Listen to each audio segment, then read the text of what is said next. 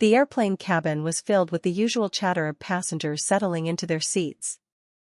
Overhead bins clicked shut, and the flight attendants moved swiftly through the aisle, making last-minute checks before takeoff. A young soldier, dressed in his neatly pressed uniform, quietly took his seat by the window. He placed his small duffel bag beneath the seat in front of him, adjusting his posture with disciplined precision. His expression was calm, but his eyes held a quiet exhaustion, the kind that comes from carrying burdens too heavy for most to understand. A few moments later, a well-dressed woman approached, glancing down at the empty seat beside him. She frowned, her lips pressing into a thin line. With an exaggerated sigh, she slid into her seat, already looking irritated. As the plane taxied onto the runway, she turned to him with a forced smile. "So, heading home, soldier?" Her voice carried a tone of forced politeness, as if making small talk was beneath her. He gave a small nod, but didn't elaborate. He wasn't much for conversation. The woman's eyes darted over his uniform. "Must be nice," she said, crossing her arms. "Getting all those benefits. Free flights, discounts, people bending over backwards to thank you." She let out a short, humorless laugh. "Meanwhile, the rest of us work for a living." The soldier remained silent, staring out the window as the plane began to lift off. He had heard comments like this before. They never surprised him anymore. Undeterred by his silence, she continued, her voice rising slightly. "I mean, honestly, what do you even do? Sit around all day? Taxpayers fund everything for you, and we're supposed to act like your heroes?" A few passengers nearby shifted uncomfortably, but no one spoke up.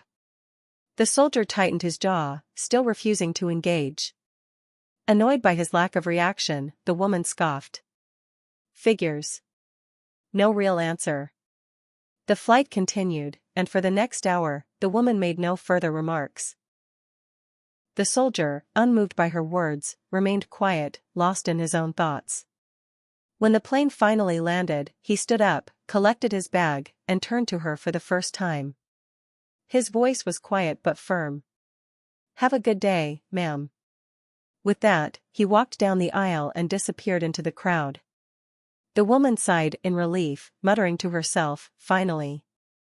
The next morning, she sipped her coffee as she absent-mindedly scrolled through her phone.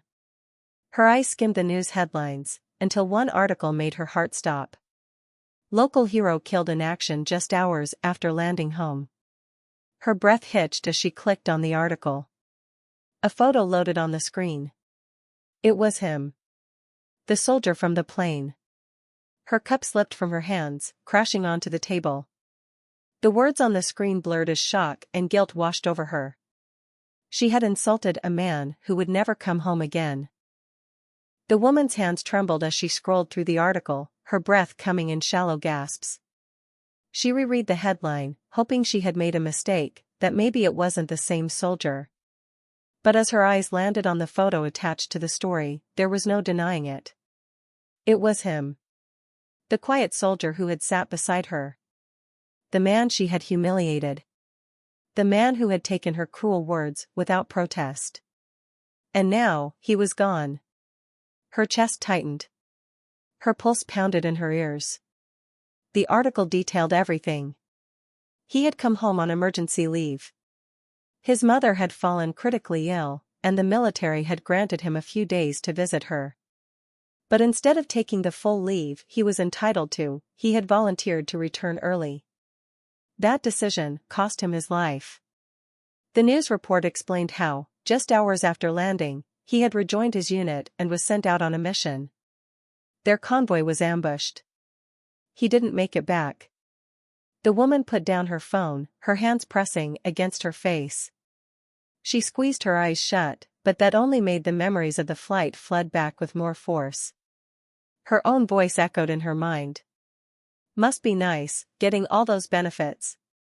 Meanwhile, the rest of us work for a living. What do you even do? Sit around all day?" Her stomach twisted.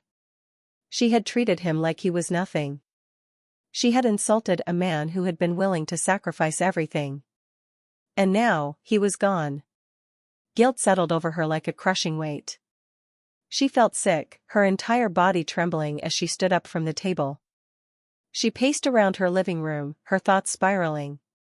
She needed to know more. Without thinking, she picked up her phone and searched his name. The results overwhelmed her.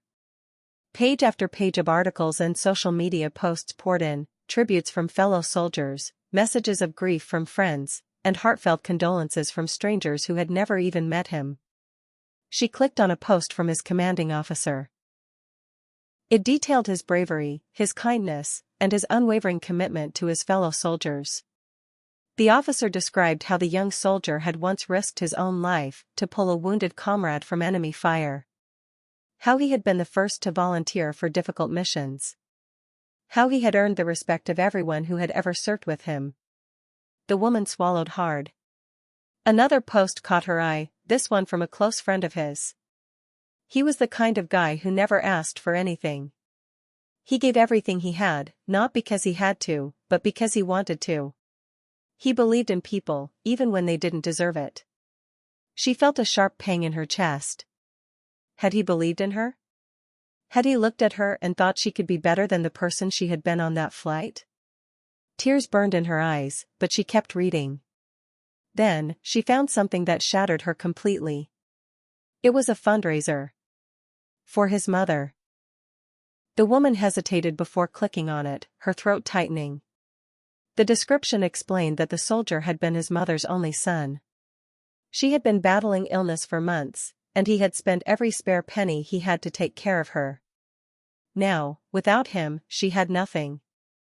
The goal of the fundraiser wasn't large. Just enough to help her stay afloat until she could get back on her feet. But the donations were still far from reaching their target. A sob escaped the woman's lips. This soldier, the one she had dismissed as nothing more than a burden to society, had been carrying burdens she could never have imagined. He had given everything for his country, for his family, and even for people like her who didn't deserve it. And she had treated him like he was worthless. The shame was unbearable. She pressed her hands to her chest, trying to steady her breathing. She had to do something. She couldn't erase what she had said, but she could make sure she wasn't the same person who had said it. Her eyes flickered back to the fundraiser. Without hesitation, she clicked the donate button. Her fingers hovered over the screen for a moment, debating how much to give. A small donation wouldn't be enough. It wouldn't match the weight of the regret she felt, the debt she owed to this man she had wronged. She typed in an amount. A large one. Enough to cover everything. Her hand shook as she hit confirm. A moment later, a notification appeared. Thank you for your donation. The woman exhaled, but the knot in her stomach remained. Money couldn't fix what she had done. She needed to do more. A thought formed in her mind, hesitant at first, but growing stronger by the second. She needed to see his family. She needed to look his mother in the eyes and tell her what she had done. And more than anything, she needed to say she was sorry. The woman sat in her car outside the funeral home, gripping the steering wheel so tightly that her knuckles turned white. She had been sitting there for nearly 20 minutes, staring at the entrance, her heart pounding so loudly in her chest that she could hear it. Through the large glass doors, she could see people dressed in black, hugging each other, wiping away silent tears. The atmosphere was heavy with grief, and even from the outside, she could feel the weight of it pressing against her chest. She swallowed hard. What was she doing here? Would his family even want to see her? What could she possibly say? Hi, I sat next to your son on a plane and treated him like garbage before he died. No. She couldn't say that. She looked down at the small bouquet of white roses on the passenger seat. It was a feeble attempt at respect, a weak gesture for the weight of her guilt. She had never felt more out of place in her life. Her hands trembled as she reached for the car door handle, her mind screaming at her to just leave. But deep down, she knew she couldn't. She had to face this. Taking a deep breath, she pushed the door open and stepped out. The cool air hit her face, but it did nothing to steady the storm raging inside her. Step by step, she forced herself toward the entrance, her stomach twisting tighter with every movement. As soon as she stepped inside, the air grew thick with the scent of fresh flowers and polished wood. A framed portrait of the soldier stood at the front of the room, surrounded by candles and folded American flags. Her breath hitched in her throat. There he was, captured in a single photograph, his uniform crisp, his smile soft but confident. He looked so alive. She forced her eyes away, scanning the room until they landed on a frail woman sitting in the front row. His mother. The woman had dark circles under her eyes, her face lined with sorrow, but she held herself with quiet dignity.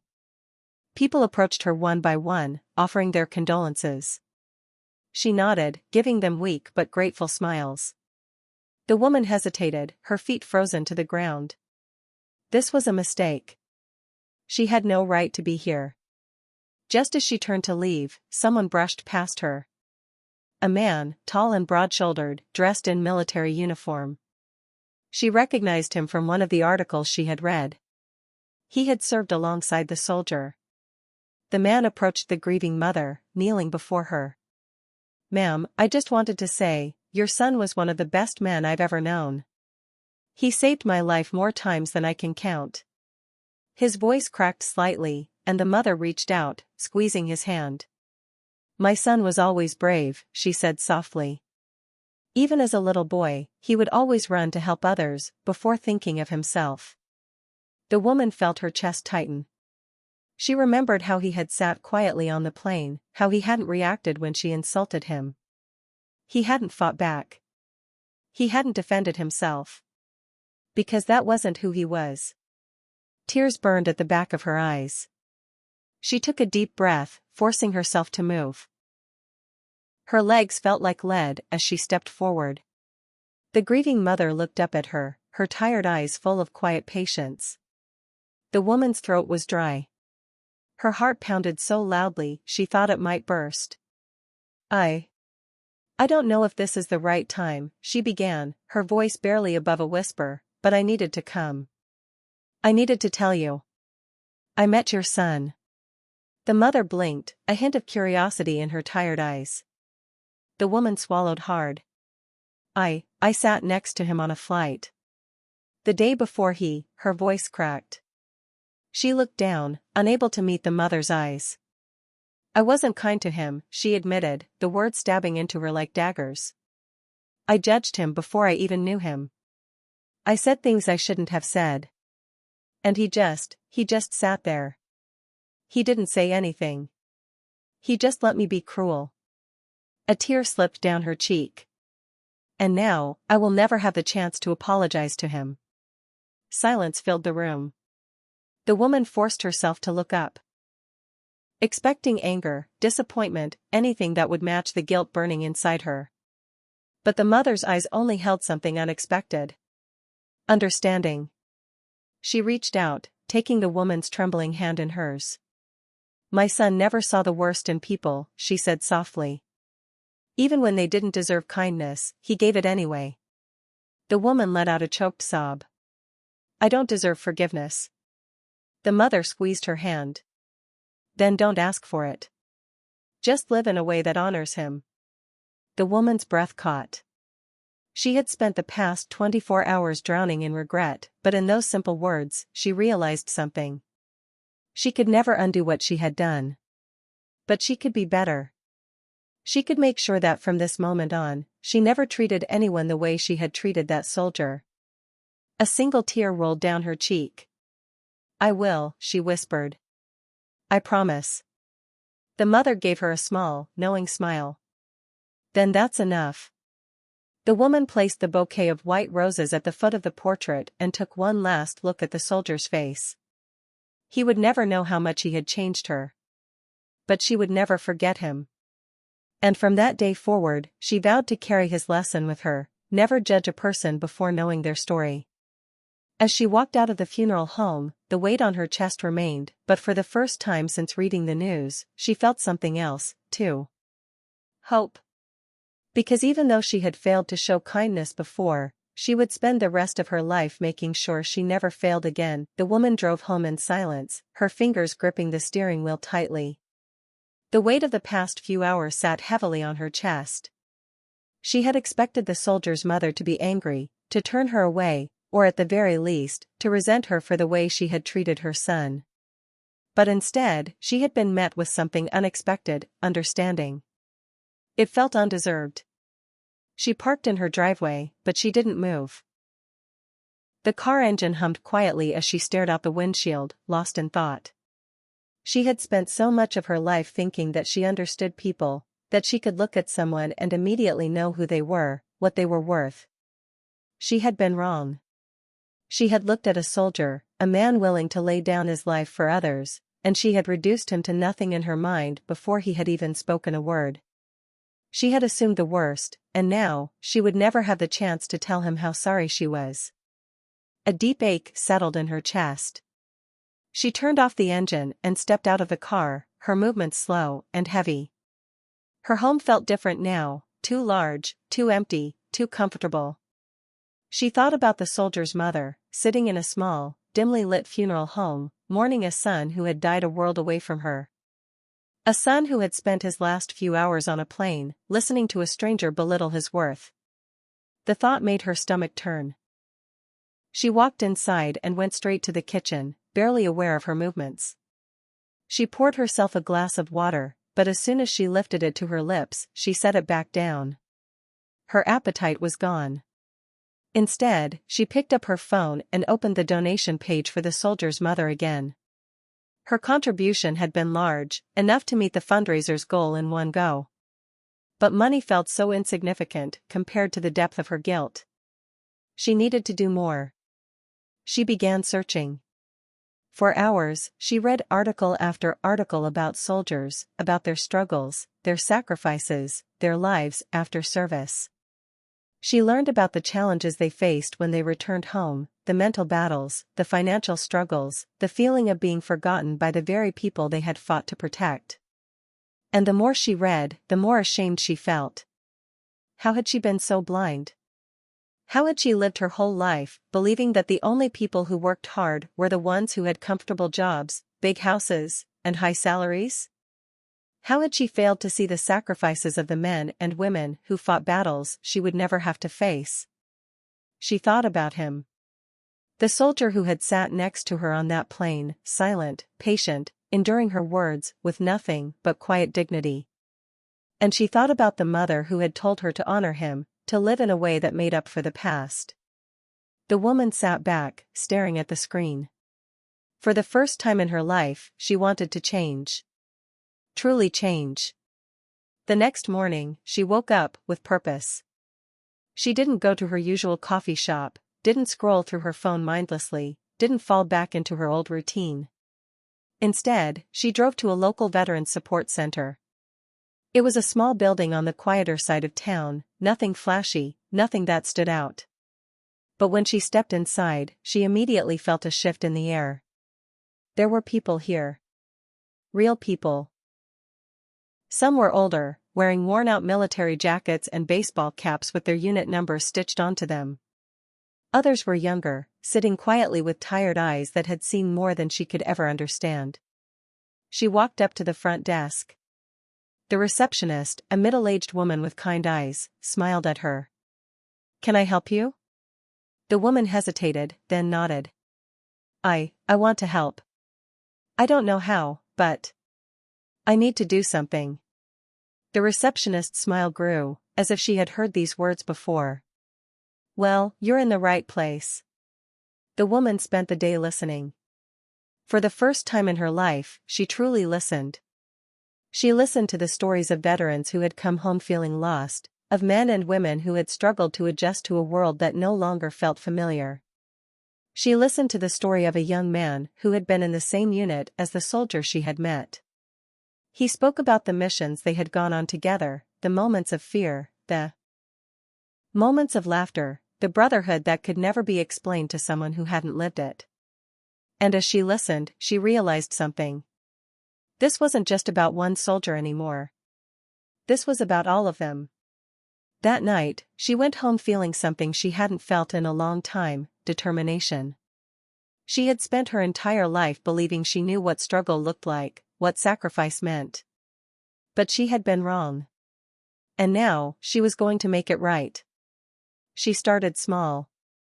She volunteered at the Veterans Center, helping with fundraisers, assisting with job training programs, listening to the stories of men and women who had fought for a country that had too often forgotten them.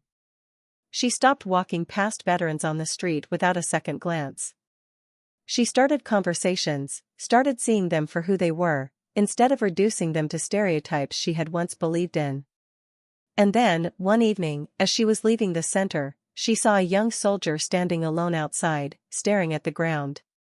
She recognized the look in his eyes, the quiet exhaustion, the weight of something unspoken.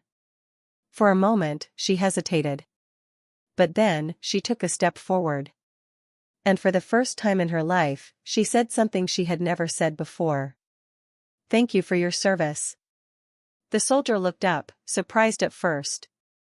But then, he gave her a small, knowing smile. And in that moment, she felt something inside her shift. Because this time, those words meant something. She wasn't saying them out of obligation, or because it was expected. She was saying them because she finally understood. And from that day on, she made a silent promise. She would never judge someone without knowing their story. She would never assume she understood a person's struggles just by looking at them. And she would never, ever forget the lesson she had learned from a soldier she had met on a plane. A soldier who had changed her life, without ever saying a single word. The woman sat in her living room, staring at the flickering light of a candle she had placed on her coffee table. It was a quiet evening, but inside her mind, there was a storm raging. Everything had changed in the past few weeks. She had gone from being someone who barely gave soldiers a second thought to someone who now actively sought to understand them. She had volunteered at the Veterans Support Center, attended events, listened to countless stories of pain, loss, and survival. And yet, despite all the good she had been doing, she couldn't shake the feeling that it wasn't enough. She couldn't erase the words she had spoken on that plane. She couldn't undo the damage. She had spent her life believing in a version of the world that had been so small, so selfish. And one man, one soldier, had opened her eyes in the most painful way possible. She leaned forward, rubbing her temples. The weight of guilt still sat heavy on her chest, refusing to let go. Her phone vibrated on the table, snapping her out of her thoughts. She picked it up and saw a new email notification. It was from the mother of the soldier. Her breath caught in her throat as she hesitated for a moment before opening it. Subject: "Thank you, dear." Her name: "I wanted to write to you personally because I have been thinking a lot about our conversation at my son's memorial. I want you to know that I do not hold anger in my heart for what happened on that plane. You see, my son was the kind of person who believed in people, even when they didn't deserve it.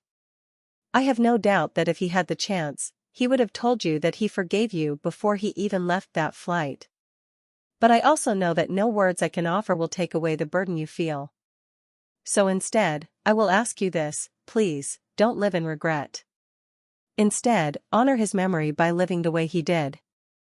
Be kind. Help those who need it. And never forget that sometimes, the people who seem the strongest are carrying the heaviest burdens. I see what you've been doing for the veterans community. It means more than you know. My son would have been grateful for it. Thank you. With love, Soldier's mother." Tears welled up in the woman's eyes as she finished reading. She had expected the mother's kindness, but seeing it in words felt different. It made everything so real. Her hands trembled as she placed the phone down. She wiped at her eyes, taking deep breaths to steady herself. She knew she couldn't keep punishing herself forever. But she also knew that she still had more to do. She wasn't just going to honor this soldier. She was going to make sure the world never forgot him. A new mission. The next morning, she walked into the Veterans Support Center with a new idea forming in her mind. She found the director, a kind-hearted woman named Margaret, and asked to speak with her.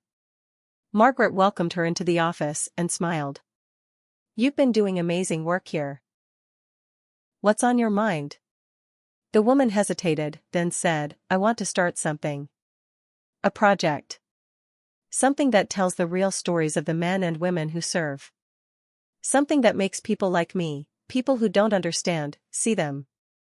Margaret leaned back in her chair, intrigued. Go on. The woman took a deep breath. I want to share their stories. Publicly. In a way that reaches people who might never think twice about a soldier. Maybe interviews, maybe a documentary, maybe even a social media campaign. I don't know exactly what it looks like yet, but I know I need to do it. Margaret smiled warmly. That's a powerful idea. The woman nodded, her heart pounding with nervous energy. I spent so much of my life looking at soldiers as just uniforms. I never saw the people behind them. And if I can change, maybe others can too. Margaret reached across the desk and squeezed her hand. I think your soldier would be proud of you. The words sent a wave of emotion crashing over her, but she held it back. She had cried enough. Now, it was time for action. The stories began over the next few weeks. She poured herself into the project. She reached out to veterans, inviting them to share their experiences. She recorded their words, their memories, their struggles. One man spoke about losing his best friend in combat and how he still carried the guilt of surviving. A woman talked about returning home and feeling like a stranger in her own country. A young soldier described the fear of being deployed for the first time and the unbreakable bond he had formed with his unit. And as she listened, she saw pieces of the soldier from the plane in all of them. She knew she would never be able to thank him directly. But maybe, by telling these stories, she could make sure he was never forgotten. A life-transformed months passed. Her project grew. More and more people tuned in to hear the voices of those who had served. Some of her videos went viral, sparking conversations that had never been had before. People who had never thought twice about a soldier before were now listening, learning, and, most importantly, understanding. And for the first time since that flight, the woman felt peace. She visited the soldier's grave one last time, standing in the quiet stillness of the cemetery. She didn't bring flowers this time. She didn't need to.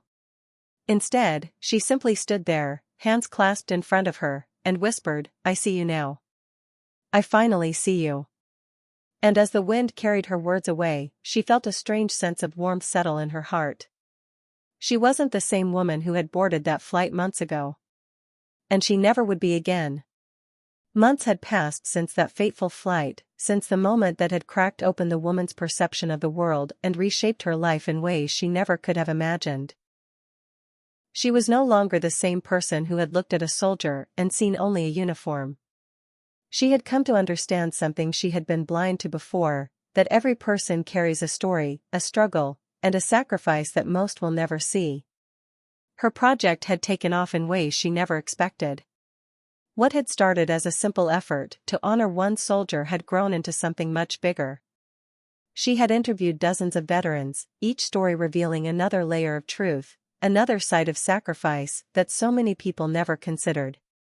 People from all over the country had reached out, thanking her for sharing these untold stories. Soldiers, families, and even civilians who had never known the weight of military service had written to say how their perspectives had changed. But despite all of it, one thing remained. The guilt. It still lived inside her, a quiet whisper in the back of her mind that reminded her of what she had done. She had come so far, but she still wondered, had she truly made it right? One day, as she was closing up at the Veterans Center, Margaret, the director, walked over and handed her a small envelope. This came for you, Margaret said with a knowing smile. The woman frowned, confused, as she took the envelope. There was no return address. She opened it carefully, unfolding a simple handwritten letter. Her heart nearly stopped when she saw who it was from. Dear, her name, I wasn't sure if I should write this letter, but I've been following your project, and I feel like I need to say something. You don't know me, but I served alongside the soldier you met on that plane. He was my best friend. I remember when he told me about that flight. He never mentioned your name, never complained about what happened. That wasn't who he was. But I remember what he said, word for word. He told me, I hope she never has to learn the hard way what it means to serve. That was just the kind of man he was. He never held grudges, never wasted time on anger. He just wanted people to understand. And now, because of you, more people do. I don't know if you still carry guilt for what happened that day, but if you do, let it go. My friend wouldn't have wanted that. He would have wanted you to keep doing exactly what you're doing. Thank you for making sure his story, and the stories of so many others, aren't forgotten. With respect, a fellow soldier, the woman sat there, frozen, staring at the letter in her trembling hands. A lump formed in her throat. Her vision blurred as tears welled in her eyes. He had never hated her. Even after everything she had said, after all the cruel words, after the judgment, he hadn't carried resentment. Instead, he had hoped. Hoped that she would never have to learn the cost of war the way he had. Hoped that, one day, she might understand. And now, she finally did. A sob escaped her lips, but for the first time, it wasn't just from guilt. It was from acceptance. She would never be able to apologize to him in person. She would never be able to tell him that she had been wrong. But she didn't have to. Because, in her own way, she had spent every day since that flight trying to honor him. Trying to be better. Trying to see people for who they truly were, instead of who she assumed them to be. And now, after reading that letter, she knew she had finally made it right.